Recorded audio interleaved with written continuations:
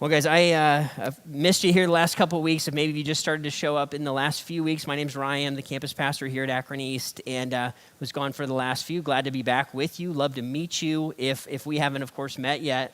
And over the last few weeks, Jordan and Kevin have been walking us through conversations here in the series Better Than Normal, catching up on those phenomenal conversations all around really the reality of how relationships work and how they function. And what we've said is that probably it's pretty normal, it's pretty natural for our relationships to be a little less functional than we want them to be, right? If we're honest, that things, sometimes conflict or difficulty or bad habits or cycles maybe that we inherited are kind of the ways that we interact, and sometimes we don't even know how dysfunctional things actually can be. And so we said, let's take some time and look at kind of our normal, maybe that we have either received or we've created. And we ask the question, can we walk into better than normal? Can we move from dysfunction to maybe even supernatural, right? Maybe even relationships, and we're talking relationships, we're talking about all kinds of relationships, right? Not just romantic relationships, but the relationships that would show up between maybe kids and and we said what we want, I think what we all long for is relationships that are defined by the supernatural love of God, that there would be, right, his desire is that there would be harmony and peace and grace in relationships, that we could function well, even though we're really different often, and even though everybody in the relationship is fallen in the sense that nobody's perfect, right? How do we have health and even a supernatural sense, maybe greater and greater degree? How do we do that? That's the conversation we've been having over the last several weeks.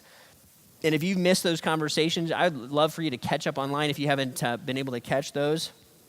And the conversations about our words and the legacy, if we kind of embrace this direction, what it could look like. We talked about it a little bit a few weeks ago. And what I want to do today is I want to open up a conversation around conflict. Okay, I want to open up a conversation around conflict, and I want to warn you a little bit before we dive into it because it's going to be a two-part conversation. Okay, so here's what I don't want you to do. I don't want you to walk out of this conversation and go have a conversation with somebody you're in conflict with. You're going to just make a mess, okay? So do you want to listen to part two? Make sure to come back next week, or if you're going to be out of town or whatever, catch it online, okay? So everybody heard me, I need to see some eyeballs that you heard me. Don't go have a conversation with somebody after this conversation. Everybody got that? Say, I got it. All right, thank you. I'm just making sure you're alive. That's good, fantastic. Right, so we're going to have a part one and part two all about conflict. And conflict is just loaded, right? It's a loaded conversation. There's a lot of complexity to it. And in the church world, sometimes it just doesn't even really get touched. And one of the things I noticed, because I didn't grow up in the church, I know some of you did, some of you didn't. And one of the things that I noticed is I didn't grow up in the church. And one of the things I noticed when I came into the church is that there was a hesitancy to be honest about difficult things sometimes. That right in the non-church world, there's just that buffer's just not there. So you just say stuff. Sometimes you say too much stuff, right? But you just say stuff. And then when I came to the church, I noticed, man, everybody's kind of nice, sometimes even too nice, right? Sometimes even too nice. Now, not always, but sometimes even too nice. And so I want to talk about this because it's interesting. The Bible and the life change that comes in the gospel doesn't just call us to nice. It calls us to supernatural. It calls us to supernatural kindness and self-control and gentleness and faithfulness and patience, all these amazing things. But it doesn't always look like nice. And so we want to have a conversation around that. What does that look like? What does it look like to be honest in conflict? When is conflict too much? And here's, even before we jump into the conversation, I want to frame it a little bit because I think there's probably a couple different extremes that we could find ourselves in when it comes to conflict. So here's what I mean, right? If this is kind of like the perfect zone right in here somewhere, most of us are going to be kind of drawn to maybe one of these two extremes in conflict, where we're low conflict, and we tend not to bring anything up. We wait. If something bothers us, we wait and we let it simmer. We don't say anything, and then we don't say anything, and then we don't say anything, and then what happens? You know what happens? Eventually, you go from low conflict to really, really, really high conflict. You pop, right? That's usually what happens is I don't say anything for a really long time, and then all of a sudden, wait a minute, I'm all the way over here. And all of a sudden, I came over to the other side, and now I'm exploding. And some of us are naturally over here, and we kind of want to pick little fights all the time about all kinds of stuff, right? If you're over here and you're kind of high conflict, you might be the kind of person that's like, you know what, I'm going to make sure everybody knows my opinion about everything, and everything is kind of a hill that may be worth battling on and maybe even dying over, right? So I'm painting the extremes because nobody actually lives in those, but we might live closer to one, right? And so maybe we can see ourselves in kind of drawn to one of those two extremes. Maybe you're somebody who tends to be, I heard it, but I didn't see it. Thank you very much. Appreciate that. Maybe you're drawn to one of those two extremes, right? Low or high. Are you somebody who tends to be overly nice, doesn't really bring up the things that should be brought up? Are you somebody who tends to bring up all the stuff, maybe things that shouldn't necessarily be brought up? And then the real question is, man, how do you get into the middle? How do you get into like the golden zone of dealing with conflict in a way that makes sense? So I want to look at some passages and get some principles that I think are going to be really helpful. Let me give you a little bit of a heads up on this as we jump in. We're gonna give you a lot of notes today, okay? A lot of really practical stuff. There's pieces that I just wanted to spell out today and make super clear because there's a lot of room for misunderstanding. So if you're a note taker, you're gonna take a lot of notes, right on your app or whatever if you write things down. And I think that will be super helpful. Okay, so let's jump into it. Here's the first thing I want to make sure we understand is this, that most conflict begins and grows in silence. Most conflict begins and grows in silence. And that might be surprising to think at first because you're like, well, when I have a conflict, it feels like there's just that it's the point when things explode, they surface. But the reality is that conflict doesn't often start there. Usually it starts somewhere before that, right? And it starts internally. There's stuff going on in my heart and in my mind that I might not even know is happening. But that stuff is like, there's something going on, and that eventually comes to a head, and then there's a conflict that appears. Here, look what James says in James 4. He says, what causes fights and quarrels among you?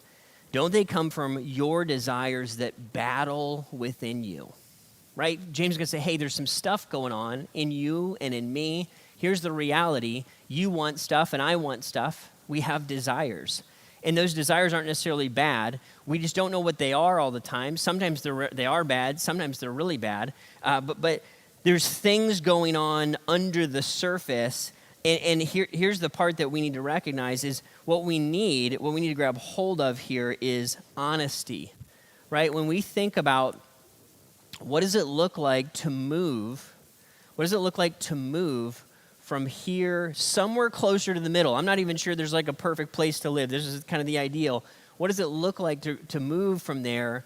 What I'm going to do is what I want to ask the question is I want to begin to, of course, look to Christ. I want to begin to look to Christ to get clarity and to help me to walk in honesty, right? To walk in honesty and begin to ask the question, what is going on inside of me?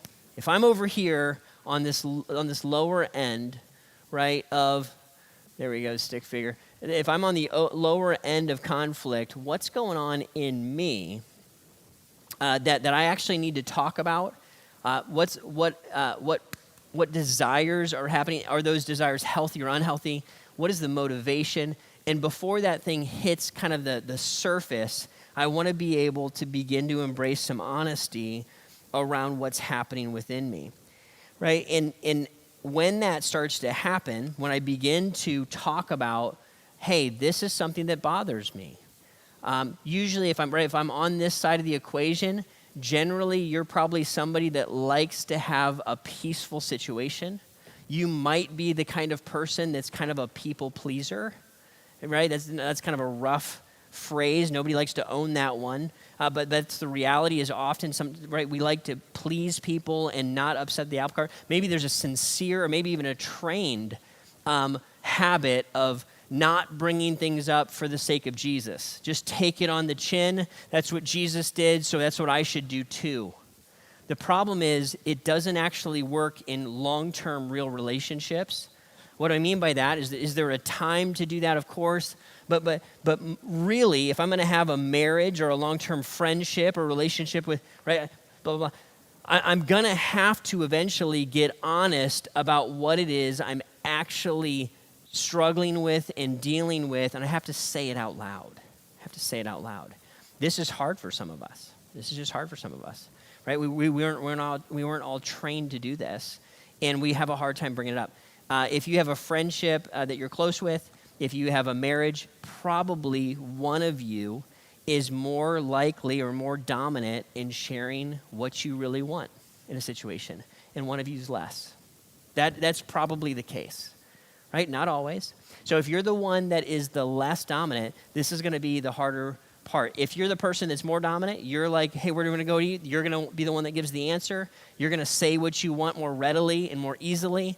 You've got to make some space to let that person with the lower conflict make a little more room for them to come out. Making sense? So as we look to become like Christ, part of what happens is, in order for that to work out, I've got to begin to embrace an honesty and move closer to actually having a little bit more conflict in my life, in my relationships. Remember, we're going to see this more and more. The goal isn't to have zero conflicts. That's not the goal. The goal is to interact with conflict in a godly way. Now, we know this from Scripture that part of honesty and part of walking in that honesty can be a very important and healing part of relationships. Look what Proverbs says. Proverbs 27:6, wounds from a friend can be trusted, but an enemy multiplies kisses. Wounds from a friend. So what's Proverbs saying here? A friend who said something to me that, crickets. Right? A friend who said something to me that hurt me, I actually can trust that hurt. They are close enough to me and love me enough to bring something into my life, a conversation that's painful. Hey, man, did you know that this thing that you're doing is actually maybe hurting you or hurting people around you? When a friend wounds in that way, that is actually can be received as love and as loving. I know that, right, when people have done that in my life, when they are for me, they're not attacking me. They're doing that privately. They're doing it respectfully. They're doing it lovingly. When a friend or someone in my life has come to me honestly and created what could be a conflict, but it was for my benefit, I tend to view that person and I say, I trust you more than I would trust somebody else. Because you were willing to kind of risk the relationship and risk us having a conflict because you care enough to bring it up and have an awkward moment with me. Everybody else saw it and they just let me go. But you had the guts to go there with me. Does that make sense? Huge. Wounds from a friend can be trusted. He says, but it's interesting. But it's the enemy who multiplies kisses, who flatters, who makes me feel good even while I'm headed towards destruction in some area of my life. That's actually an enemy that would act that way, that would act dishonestly with me. It's fascinating when you start to think about, well, wait a minute, that wounds from a friend, that doesn't sound nice, right? That doesn't sound like a nice conversation to have, right? That the Bible doesn't just teach nice. It's actually very kind of a friend to say, hey, man, everybody sees this and you don't see it, and I'm pretty sure, but I love you enough to tell you this, and I'm going to be there to help you through it. Can I have this conversation with you? That's pure gold right there. That's pure gold. Okay, massive. Wounds from a friend can be trusted. Now, that being said, right on the low end of things, that's a piece of how it looks. We'll talk on the other side of it as well. And here's the reality that not every conflict needs to be voiced or communicated or confronted, right? Not every conflict needs to be voiced or confronted. If I'm on this side of the equation, I need to hear that message.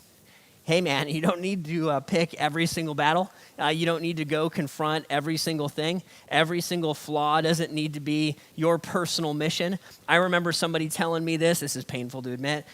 Early on in my walk with Jesus, I remember here's my wife. She's a phenomenal human being, loved me enough to tell me this. She said, honey, you're not the Holy Spirit, right? And I was like, wow, that's humbling, right? That's a good one. Thank you, right? The Holy Spirit, he's got a job to do, and he's good at it, and he's going to help bring truth to followers of Jesus. He's going to draw people. I don't have to bring up every single piece. Right? If I'm here, I'm going to look to Jesus, of course, as well, and my word is going to be the word restraint. Restraint or self-control. Restraint or self-control, right? I want to exercise restraint, and I don't have to pounce on every argument. I don't have to share an opinion about everything. I don't have to correct everybody's behavior. In fact, this feels like a little bit more art than science to try to figure this out. But I can overlook a lot of things, and I can hold back. And I think Peter, in some senses, talks to this a bit. He says this, above all, love each other deeply because love covers over a multitude of sins. Love covers over a multitude of sins, right? And the idea here is this, that as I love deeply, I'm not fixated on all of your flaws, and you're not fixated on all of mine. It's not the center point of our focus so that we have to fix somebody or constantly correct somebody. And so this one specifically, I want to dig into a little bit more practicality of what we mean when we talk about love covering over a multitude of sins. What are we talking about? And so let's wade into it a little bit. Here's some notes for you. This does not mean, we're talking about covering over multitude, this does not mean enabling abuse, right? So if you're over here and you're in an abusive situation, you actually need to lean into more honesty on that. That's not one you should let go. It's not one you should just overlook. Say, you know what, I just need to take it and practice restraint. Nope, you actually you're on this side, you need to bring that up if you're in a situation where there's abuse, moving towards honesty in that. You should not tolerate manipulation. Being in a scenario where you are being controlled on a regular basis is not what we're talking about. We're not talking about refusing accountability. We're not looking to say, well, God, the Bible tells me that love covers a multitude of sins, so I can just do whatever I want, and you can't tell me that. If you're hearing this message as this is why I need people to overlook my sins, and not as you need to be somebody that overlooks or covers over the sins of others, you want to switch that. You want to make that switch. You got to hear the Bible from the standpoint of how am I doing this, not how are other people doing this for me, right? That's critical. So if you're hearing this message, see, this is why they should forgive me, and this is why I get another chance, and see what Ryan's saying right now is the reason why. If you're receiving it that way, stop. And say, wait a minute, that's not what this is about. This is not about not having accountability. It's not about people should overlook your sin. It's your ability to look at others and love them deeply, right? It's not pretending that sin doesn't matter. It's not pretending that sin doesn't matter. Sin is a big deal. It costs the blood of Jesus. We should treat it with the seriousness that it deserves. Right, so that's all huge. It's not what we're talking about when we're talking about moving towards restraint. We're not talking about holding back on abusive or manipulative or sinful situations. In those scenarios, we probably need more honesty. Here's the reality is mature love does not magnify every offense. Right, that's the idea. Mature love does not magnify every offense. And here's what that looks like. Love doesn't keep score constantly. hey, you did this 3 times, but on the 4th time you didn't do this one thing, and now I'm keeping score of that, right? When we start to get into that scenario where there's a scorekeeping, right, it starts to feel micromanagey. I feel like I'm under a microscope. The Bible says, right, love keeps no record of wrongs. When we become hyper offended, right? When everything is a reason to freak out and go into rage mode, or right, I'm constantly offended at everything. Guys, let me just say this. We live in a culture that likes to respond to all kinds of things with great outrage. We probably need to be people that look a little bit more, I'm not going to say unoffendable, but when it comes to our personal, or when it comes to things personally offending us, we probably need to have great tolerance. Here's why. If somebody's not a follower of Jesus, there's 0 reason why we should expect them to live like a follower of Jesus. First of all, right, just period. The only conversation that is relevant is helping somebody to know Christ. I don't want to be in a situation where I am constantly hyper offended by everyone else's behaviors, and I feel the need to make a conflict out of all of that, right? It's huge. I don't want to be in a situation where I'm exposing every flaw, right? Where we are the morality police or the corrector of every behavior. We're escalating every irritation, where everything that bugs me becomes a conversation, even if it's just my preference. Sometimes this happens in relationships. Sometimes this happens in organizations. Is I don't like something, that doesn't necessarily mean that it's wrong. It's just something that I don't like it. And because I don't like it, it's a reason for me to make a fight out of it, right? And then to demand perfection from imperfect people. Guys, I think this is the heart of 1 Peter is this. Guys, we are flawed, right? The baseline expectation is that we are flawed people that needed somebody to come and die for us. So we're going to make a lot of mistakes, and if I don't think I'm somebody that makes a lot of mistakes, then I've got a pretty serious pride problem.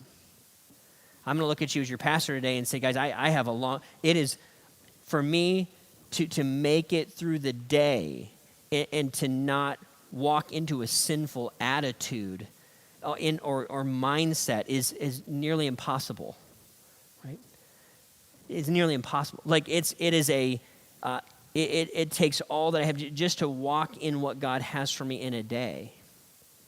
How would we expect anybody to live up to some line of perfection that's not even attainable? We needed a Savior to come and rescue us, right? So I don't want to walk in a situation where I'm holding somebody constantly under the microscope to looking at all of the things that they're failing at. Let me give some just real practical pieces of this. If you're in a marriage, probably you're in a situation where one of you, the two of you, have something that the other one that you're doing that bugs the other person, and maybe they're trying to change.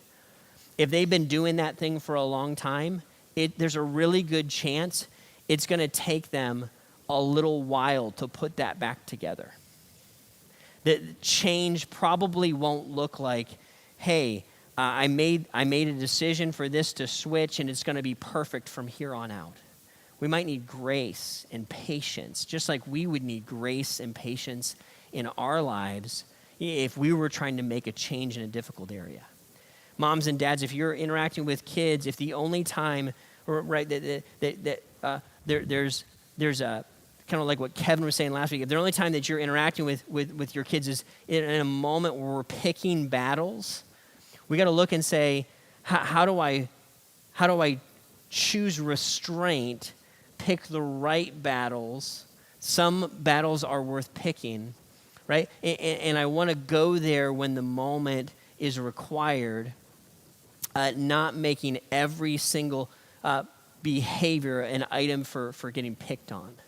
I want to remember that if you're a parent, your kids are living in an incredibly stressful, confusing, complex situation. They're growing up with variables that, frankly, you did not grow up with. You did not grow up with this. You didn't grow up with a conversation that is happening that is never ending, that you may or may not be a part of at all times. Enormous amounts of difficulty and stress that your young person who lives with you is in the middle of. Right? Just recognizing, understanding, and choosing when to have the conflict, seeing kind of the realities that people around us are in the middle of. I said this earlier, but it's worth reiterating. The goal isn't to have zero conflict. The goal is to make the response in conflict God-honoring. How do we get closer to here, somewhere in this zone, rather than these extremes, where there's something brewing within me and there's resentment building, or we're constantly having a fight and somebody is dominating and making our culture uncomfortable or unhealthy by choosing to constantly have conflict over things that probably shouldn't be fought over. How do we get closer to that? And I would just argue this. A healthy, God-honoring relationship, a long-term friendship, a long-term romantic relationship, a long-term family relationship, you and I are going to have conflict. We're going to have to run into one of these two words in a very real way. That's going to happen. You and I are going to fail each other. All right, your closest person is going to fail each other. When people are getting married and they're in premarital counseling, we say to them, hey, you're about to marry a sinner. Right? That's the reality. And they are marrying a sinner. That's the reality. You're marrying an imperfect person who is going to hurt you. Well, they're wonderful and I love them. You're like, that's cool. They're going to hurt you in like 5 seconds. No, they have the imagination is they have no flaws. Right? But very quickly, those flaws are going to become very real. And so this is an area we have to get good at, better than normal. Because here's the thing. At least in my experience, what I've bumped into a lot is there is a fundamental inability for grown adults to sit down and have a difficult conversation. Storming out, pouting, losing your mind, punching the wall, bringing up past hurts, turning into a baby about things, stonewalling, not talking for 3 or 4 days because listen, especially, right, if you're a follower of Jesus especially, you and I are children of God. We can do this. Now, we haven't been trained to do it. We haven't been trained to do it often. Often we haven't seen it done. It hasn't been modeled for us, right? So can we just admit, if that's you, if what I just described is like a little bit painful and you're blushing a little bit and you're thinking, ugh, it's okay to be learning it wherever you are. It's okay to be learning it wherever you are. Can we just admit and say, hey, wait a minute, I'm going to start right where I am. I'm going to start where I am. It's pretty hard for me to have a difficult conversation. It's pretty hard for me to sit down and talk to somebody that I love about something that's uncomfortable for me. Can we just start there? But here's the thing. If you're the one who's been offended, if you're the one who's got an issue, if you're the one who's been hurt, the Bible's going to look at you and say, it's actually on you to bring that up. It's actually on you to bring that up. It's not on the other person. They may not even know there's an issue. Matthew 18:15 says this, if your brother or sister sins, and the implication is if they sin against you, is really the thrust of the passage. If they sin, go and point out their fault just between the two of you. If they listen to you, you've won them over. There's a whole longer context to that conversation. We're going to focus on that part. If somebody has hurt you, and especially if they're a follower of Jesus, it is on you, it's on me, if I'm the one hurt, we are the ones to bring that up. We're the ones to surface that conversation. Now, I said this in the very beginning. Don't walk out of here and start a conversation, okay? Wait till next week. But it's on you, okay? Just want to let that sit. You say, Ryan, what does that look like? How does that give me a little process on how I might walk that out. I'm just going to rapid fire this through, okay? Here's what this might look like. Some starting steps, okay? Write them down here in your notes. Here's the first thing I want to do is I want to check my own heart. I want to check my own heart, okay? I want to know if I'm going to go into a conflict mode, where's this coming from? What's the motivation? What is going on that's driving this? Okay? I want to check my own heart first, check my motivation. That's often hard to see, but if I give a little time and I go to Jesus with it, Lord, will you test my heart? Will you look at my motivations? Will you look at this relationship that I'm in the middle of? I want to go directly, not sideways. Go directly to the person, not sideways.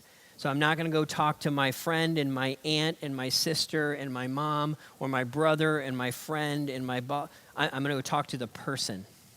We talk to the person. We're going to have a conversation.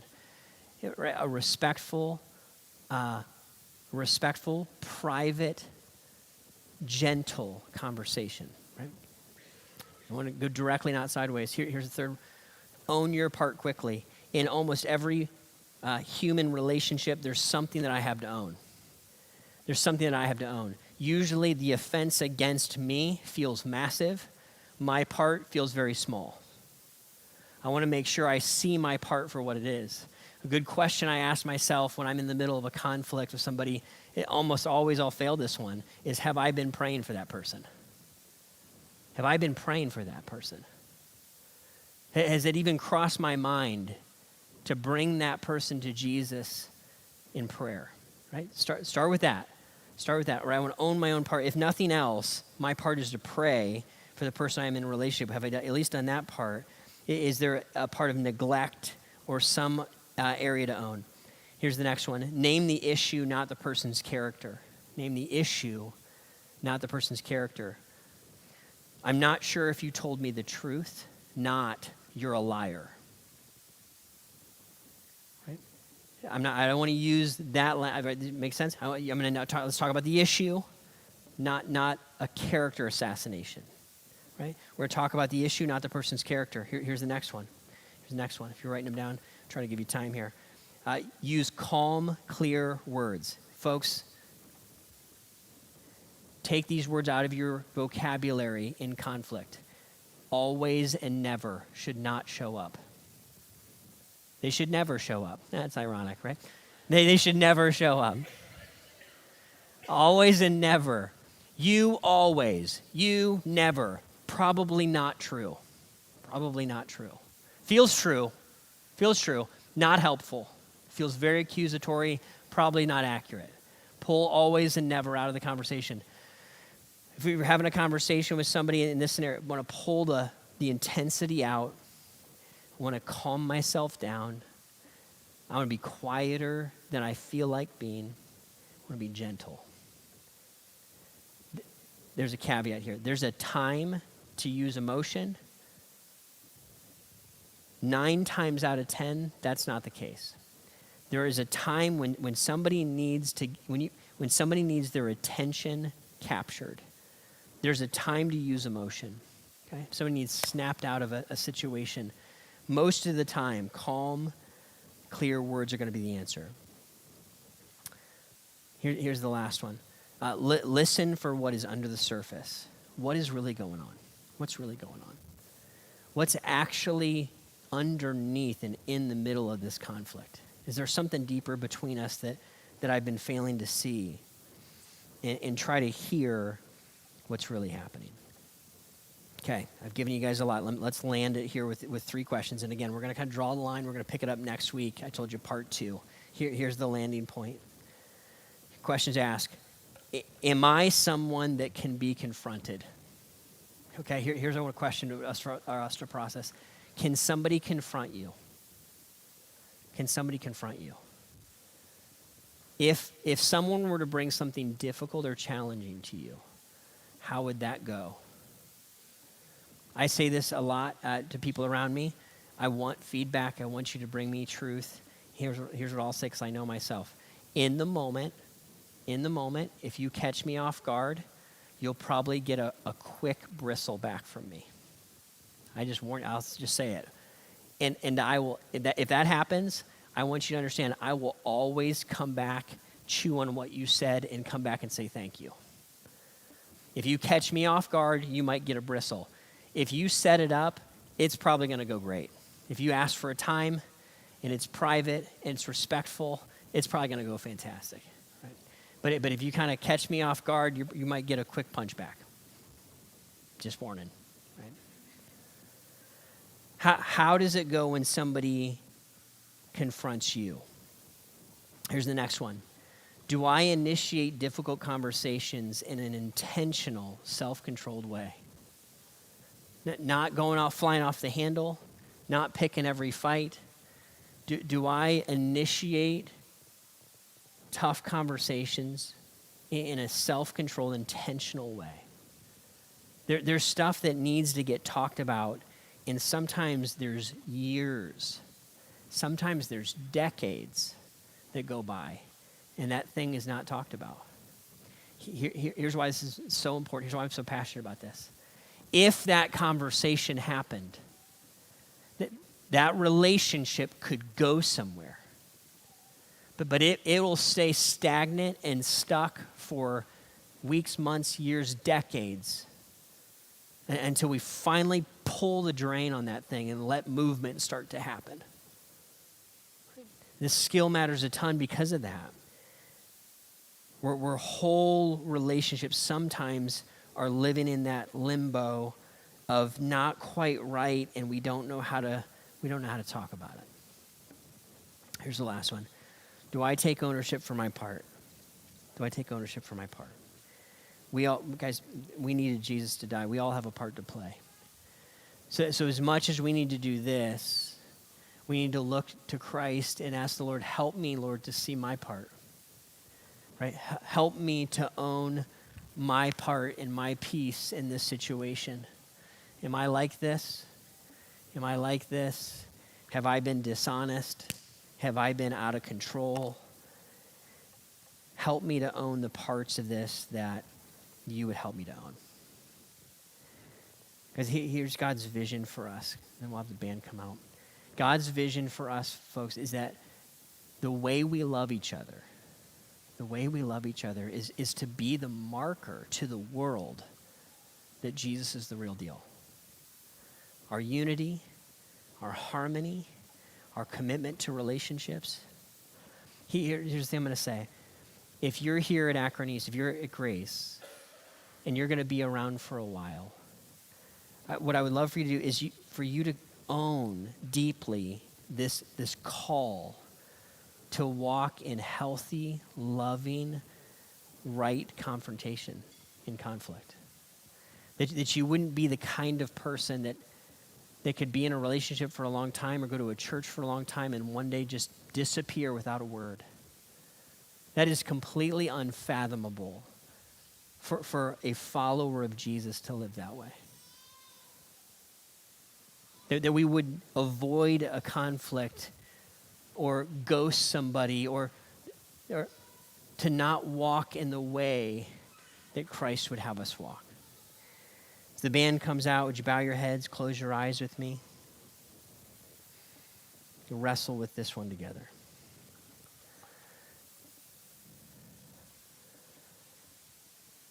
Father, thank you that you love us enough to move towards us in relationship. Lord, you brought up our conversation and our problem with you. That we had sinned against you and you moved towards us, Lord. Because the relationship was the goal. God, I pray for each and every one of us here that you would give us the courage to be the kind of people that walk in honesty, that walk in self-control, that our marriages and our friendships and our families and our work environments and our church environments look more and more like it looks in your family. It's marked by harmony, but not without difficulty. It's marked by peace, but not without awkward conversations. God, give us courage. Give us honesty. meet us here even now.